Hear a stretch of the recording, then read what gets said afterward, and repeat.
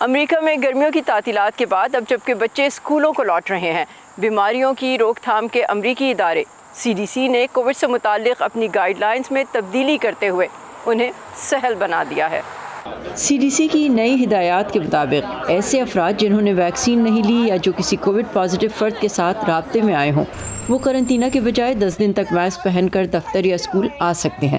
Covid test مثبت آنے والوں کو کم از کم 5 دن تک گھر میں الگ تھلگ رہنے کی ہدایت ہے، لیکن بیماریوں کی روک تھام کے امریکی ادارے کی نئی ہدایات پر صحت عامہ کے کچھ ماہرین تشویش کا اظہار کر رہے ہیں، جیسے ڈاکٹر آفتاب خان جو مقامی نیوز چینلز پر کووڈ سے متعلق اپنا ماہرانہ تجزیہ دیتے ہیں۔ انہوں نے ٹویٹ کیا، ایسے وقت میں جب کووڈ-19 کا پھیلاؤ امریکی کمیونٹی میں 58% سے زیادہ ہے، 40,000 ہسپتال میں اور 5,000 ICU میں داخل ہو رہے ہیں، 3,000 ہفتہ وار اموات اور 1 لاکھ روزانہ کیسز رپورٹ ہو رہے ہیں۔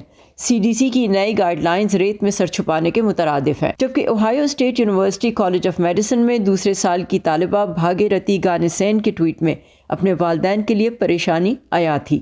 انہوں نے لکھا کہ ان کا دل دکھتا ہے کہ امریکی صحت عامہ کی پالیسی نے باضابطہ طور پر ان لوگوں کو تنہا چھوڑ دیا ہے جن کی ہمیں حفاظت کرنی تھی۔ میں اپنے دونوں والدین کے لیے خوف زدہ ہوں۔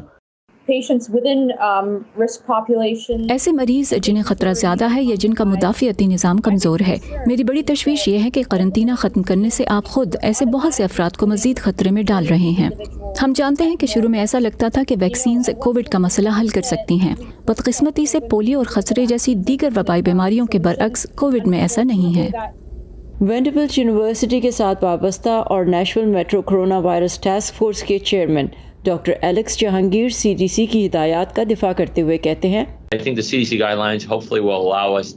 میرے خیال میں CDC کی نئی ہدایات سے ہم اس وبا کی موجودگی میں بھی محفوظ رہتے ہوئے معمول کی زندگی گزار پائیں گے، لیکن یہ ہر فرد کی ذمہ داری ہے کہ اگر آپ بیمار ہیں تو اپنے پڑوس اور کمیونٹی میں باہر نہ جائیں جب تک کہ آپ ٹھیک نہ ہو جائیں۔ اگر آپ کسی کمزور مدافعت والے کے ارد گرد ہیں تو ٹیسٹ کروائیں اور ماسک پہنیں۔